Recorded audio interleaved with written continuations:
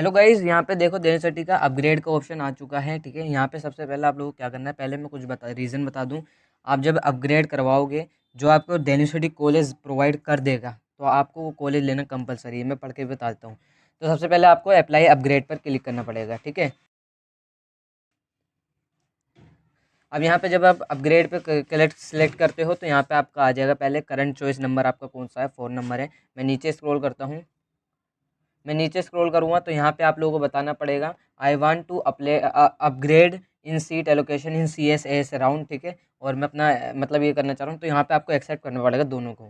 ठीक है, अब लेकिन मैं कुछ चीज़ें बता दूँ। देखो यहाँ पे एक चीज़ और लिखी है, my current admitted seat will be auto cancel if new preference is are allocated. ठीक है, अगर मुझे नई सीट मिल जाएगी तो मेरी पुरानी प्रीफरेंस चली जाएगी। ठीक है, अब लेकिन मैं अपग्रेड के रूल्स बता दूँ कुछ। यहाँ पे गाइडलाइन जो लिखी हुई है, देखो यहाँ लिखा है an admitted candidate can select the upgrade option which will allow upgradation to a higher preference submitted by the candidate admitted candidate. वो opt for upgradation will automatically will be upgraded based on the allocation policy. तो आपको upgrade college मिल जाएगा अगर आप upgrade करवाना चाह रहे हो, लेकिन ये डिपेंड करता है सीट वैकेंट पर। ये भी चीज़ मैं बता दूं यहाँ पे। और जो कुछ दो तीन चीज़ें और लिखी हैं, देखो आप जब अपग्रेड करवाते हो और आपको अपग्रेड कॉलेज मिल गया डीयू की तरफ से अगर मिलता है, तो आपको लेना पड़ेगा, कंपलसरी है।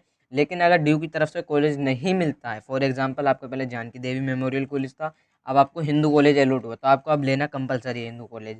लेकिन अगर हिंदू कॉलेज आपको नहीं मिलता है या कोई सा भी कॉलेज नहीं मिलता है, तो आपका जानकी देवी सिक्योर रहेगा, क्योंकि डीयू ने आपको कॉलेज ही नहीं प्रोवाइड करा सेकंड उसमें। ठीक है, अगर आप अपग्रेड करवाना चाह रहे हो, अपग्रेड के रूल है, मैं बता देता हूँ। ठीक है, और यहाँ पे देखो यहाँ पे देखो लिखा है a candidate who get upgrade will have to accept the upgraded seat and complete the admission process on the upgraded allocated seat. देखो यहाँ लिखा भी है, अगर अपग्रेड सीट मिलती है तो उसे एक्सेप्ट करना पड़ेगा आपको, और उसकी पॉलिसी अपनानी पड़ेगी जो सेकंड राउंड की है। आपको पूरी वही री वेरीफाई हो गया आपके डॉक्यूमेंट दूसरे कॉलेज में, जो भी आपको अपग्रेड कॉलेज मिलता है।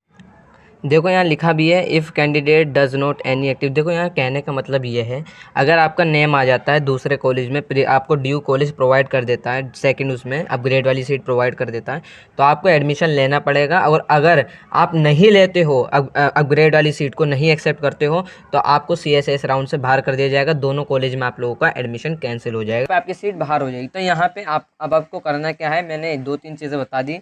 एक्सेप्ट करना यहाँ पे ऐसे, ये, और फिर इस पे दोनों बटन पे क्लिक करके सबमिट कर देना, आपका सबमिट हो जाएगा। फिर उसके बाद प्रोसीजर क्या आता है बताता हूँ मैं।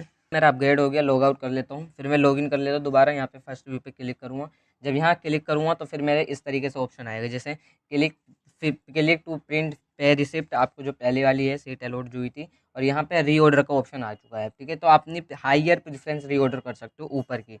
अब यहाँ रीऑर्डर के लिए देखो आपको क्या क्या चीज़ें हैं। This is two step process होगा। पहला तो स्टेप है कि रीऑर्डर एंड सेव प्रीफरेंस। ठीक है, आप रीऑर्डर कर सकते हो और review your new preference and submit your reorder preference. ठीक है, नो, तो आपको ये चीज़ करनी पड़ेगी। अब यहाँ पे मैं देखो सबमिट कैसे करूँगा, तो यहाँ मैं नीचे स्क्रॉल कर लेता हूँ, रीऑर्डर मुझे करना है, तो यहाँ पे मैं रीऑर्डर कर लूँगा। ठीक है, जैसे प्रीफरेंस नंबर 1 है, 2 है, 3 है। अगर मुझे कालिंडी को ऊपर रखना है तो मैं अप कर दूंगा, जैसे कालिंडी को ऊपर रख दिया मैंने। ठीक है, तो अप कर दूंगा मैं, तो कालिंडी मेरा ऊपर आ गया। ठीक है, डाउन करना है तो मैं डाउन कर दूंगा। तो इस तरीके से आपको रीऑर्डर करना है। क्या करना पड़ेगा, देखो मैं हायर प्रेफरेंस की बात कर रहा हूँ। कुछ बच्चे कह रहे होंगे मुझे 17 नंबर का कॉलेज अलॉट हुआ, क्या 18, 19, 20, 21, 23 ये रीऑर्डर कर सकता हूँ? तो आप रीऑर्डर नहीं कर सकते। पहली बात, आपके रीऑर्डर का ऑप्शन ही नहीं आएगा, वहाँ कॉलेज ही नहीं आएंगे आपके, खाली जो ऊपर के कॉलेज आएंगे हायर प्रेफरेंस वाले। इसका देखो 100 नंबर का कॉलेज मिला था इसे, और यहाँ इसकी मैं प्रेफरेंस की बात करूँ तो यहाँ पे 99 कॉलेज ही दिखा रहा है। ठीक है, तो 99 कॉलेज ही आएंगे। अब इसे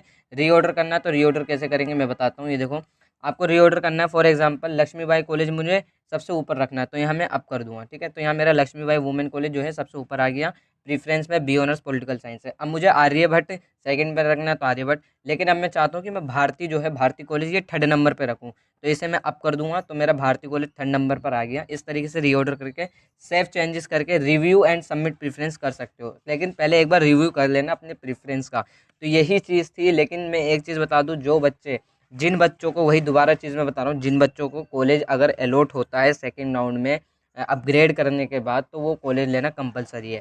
अगर डीयू की तरफ से कोई कॉलेज नहीं मिलता है, तो आपका फर्स्ट वाला ऑटो लॉक हो जाएगा, वही रहेगा, इसमें घबराने की ज़रूरत नहीं है, क्योंकि आपको नहीं मिला है डीयू की तरफ से। लेकिन अगर मिलता है तो रीऑर्डर करना तो फिर आपको वो कॉलेज चूज़ करना कंपलसरी है, ठीक है। उसकी फिर आपके डॉक्यूमेंट वेरीफाई होंगे। और हाँ, एक डाउट होता है क्या डॉक्यूमेंट दोबारा वेरीफाई होंगे? देखो, उस कॉलेज में डॉक्यूमेंट दोबारा वेरीफाई होते हैं, ठीक है। तो रीऑर्डर आपको ऐसे करना है। बाकी अगर आपके कोई क्वेरी है तो आप इंस्टा पे पूछ सकते हो।